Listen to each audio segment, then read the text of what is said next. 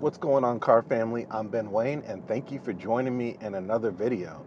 Today we are here to check out the 2023 Hyundai Elantra Hybrid.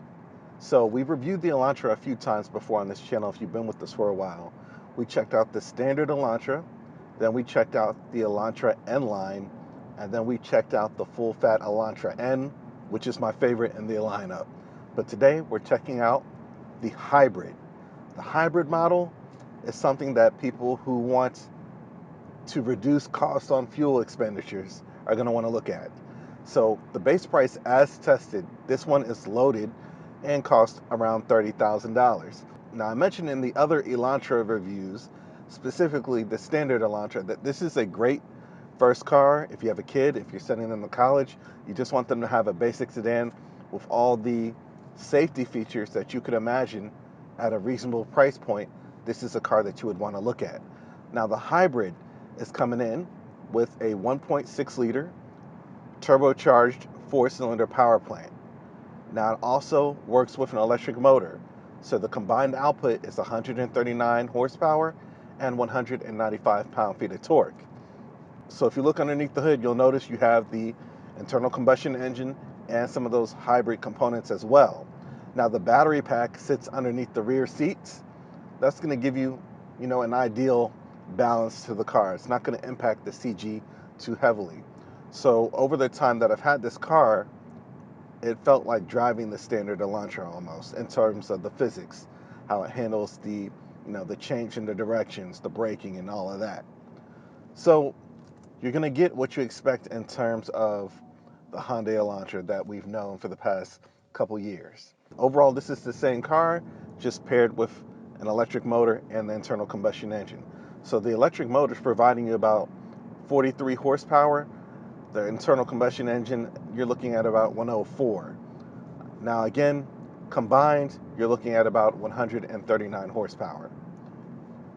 And then this setup is connected to a dual clutch transmission, a 6-speed dual clutch transmission, and the shifts seem to be relatively smooth.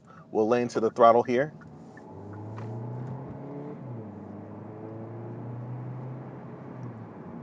So you can feel that torque, especially at the lower RPM range. As soon as you put your foot down, you feel that electric motor assisting you to help get you moving. So it's going to get you around town in adequate fashion, especially if you want to merge onto the highway. You're not going to feel like this car is lacking for any power. Even though those numbers aren't huge, this car gets up and moving enough for you to daily drive it and have confidence when getting onto the highway. So enough about the hybrid stuff. Let's talk a little bit about the styling. So of course we're getting that same radical styling that we've seen in the Elantra over the past 2 years this body style's been out. So you're getting LED daytime running lamps and headlamps as well, and then a really angular design characteristic all over this car. So from the front, almost looks a little bit like a catfish to me up front. That's just my personal opinion. But again, it's very angled, and that design language transfers to the side profile and the rear of the car as well. So it's a really striking design. It's a departure, a welcome departure from the typical styling that you see in the common sedan. And speaking of sedan, it's nice to see that there's a company still investing in their sedans. Reviewing a sedan is a welcome change to reviewing SUV after SUV after SUV. And one of the reasons why I say this is a great first car is because if you just want to have your kid drive a basic sedan, it's cheaper, it's more affordable. If you go for an SUV, chances are the insurance company is going to rake in on that, charge you a higher rate for just driving an SUV, even though it's a glorified, car that maybe sits 1 inch higher than its sedan counterpart. So that's just one of the reasons that this car is worth looking at. Coming towards the back, we have that radical design language. You have the light band going across. Open up the trunk, you're looking at about 14.2 cubic feet of storage. So again, you got that usability there that you would want in a car like this. Now the ride quality. You know, it sounds like a traditional Elantra when you're using that internal combustion engine, but sometimes when it just goes down to full electric, you do hear some of those electrical noises. You know, they're not too loud. It's actually quieter than having the internal combustion engine go, but that is something I noticed. So over time, when you drive this car, you won't even notice that it's switching back and forth or, using both at the same time. That's just something that you get used to over time. Now, there is some road noise coming into the cabin. Again, this car is only 30 grand. You're not going to get 100 pounds of sound deadening in a car like this, let's just be honest. But you're going to get everything you expect. Now, coming to the interior, you do have a padded injection molded material. It is a little hard, but it is what you would expect in a car of this caliber. We have a 10.25-inch touchscreen display system here. We'll note, if you want the wireless Apple CarPlay option, you have to go with the 8-inch display. This is the limited model.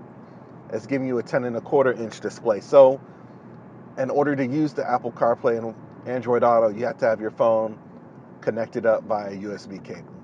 Hopefully that's something that they decide to patch, maybe an over-the-air update or something like that. That's an awesome Civic Type R. I got distracted. It's all right. Hopefully they decide to update that. We'll see. Coming lower, you have the air conditioning vents that have been integrated nicely into the cabin's design. We have physical buttons to help control that infotainment system as well.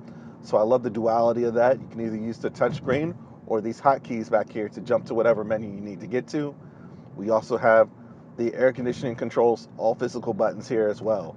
We have wireless charging, 2 USB ports, and of course, your gear selector, T-handle style, and then we have 2 cup holders sitting here in the center with additional storage in the center console here as well. Now, as far as legroom up front, we're looking at about 42 inches, fairly comfortable. If you're larger, I'm about 5'11", and I'm really comfortable. I feel like there's adequate space up here. The steering wheel is wrapped in leather with black stitching as well. And of course, we do have a 10.25-inch thin film transistor display, which is industry standard at this point. So they're checking the box there. Now, of course, you do have all the safety features. You have your rear cross traffic assist, which is really helpful. Your blind spot monitoring system as well. And then, other features that you would want to see, your parking sensors, all that stuff, which are great features for someone who is looking at this for their first vehicle. Let me hit reverse real quick. You'll see that we have the camera system there. It's not a 360-degree camera system, but it does get the job done. It really comes helpful when you're parking. So if it's somebody who's learning how to park, that rear camera is going to come in handy. I know all cars, I think it's mandated that they have rear cameras. Back in the day, when I was getting my driver's license, there were no cameras out there. Not like that. But that's a nice to have, a nice wide picture, and the camera quality, again, is up to par for someone who would really appreciate that when they're learning to drive or back into a tight space. The seats are relatively comfortable. They feature 3 levels of heating and 3 levels of cooling. They're nice and padded. I love the feel of the leatherette material in this vehicle. And I love the design of the seats as well. So it's not just a flat seat. You have this rib design on the side bolstering, and it just looks great. It looks like they spent a lot of time saying, we want some really cool seats in the sedan, and that's what they did. Now, the door panels, all right, that's where you're going to start to see some of the hard plastic materials. Again, this car is only 30 grand fully loaded. And then, of course, you have your seat memory here, 2-position seat memory. Coming lower, we have a door handle and controls for all 4 windows and side view mirrors, and just a tad of storage on the bottom of the door panels. Now, coming towards the rear, you're looking at 38 inches of legroom. I will note there aren't any USB ports back there or any air conditioning vents back there either. So if you're sitting back there, and you need a charge, best have a long USB cable that reaches all the way up here. But the legroom in the back is more than adequate. And of course, you're getting the same materials on the door panels, you know, that plasticky material. Again, this is an economy car, a car that's been designed to be relatively affordable. And it's a hybrid. And it's coming with a 10-year, 100,000-mile powertrain warranty. So if you're worried about that battery, that is going to be covered. And of course, we have to mention that we do have a nice large sunroof in this vehicle, bringing in tons of natural light into this darker interior. So we reviewed all different types of Elantras. Oh, that's a nice McLaren. Everybody's out today. We've reviewed all types of Elantras. We've had the N line, we've had the N, we've had the standard, and now we've had the hybrid. This isn't a plug-in hybrid. It generates energy as you brake and you drive the car. Let me roll down the window, see if I can hear this. Yeah, McLaren's never really sounded that nice to me. It doesn't have that Ferrari vibe to it. That's just my opinion. It looks good though. So out of all the Elantras we've checked out on this channel, let me know which one you think would be more appropriate for you. You know, this is, again, going into that affordable car segment, right? Those of you who want a car that's going to get you from point A to point B. And you're not always going to be at the pump with this car. You're looking at 49 miles city and 52 miles highway with this hybrid setup. So you're going to be cruising for quite some time. Let me know what you guys think about this one in the comment section. Please remember to like, share, and subscribe to my YouTube channel. Now, if you want more details on the Elantra as a whole, check out some of my other YouTube videos. And until next time, I'm Ben Wayne, the automotive reviewer that YouTube deserves. I'll catch you guys in the next one.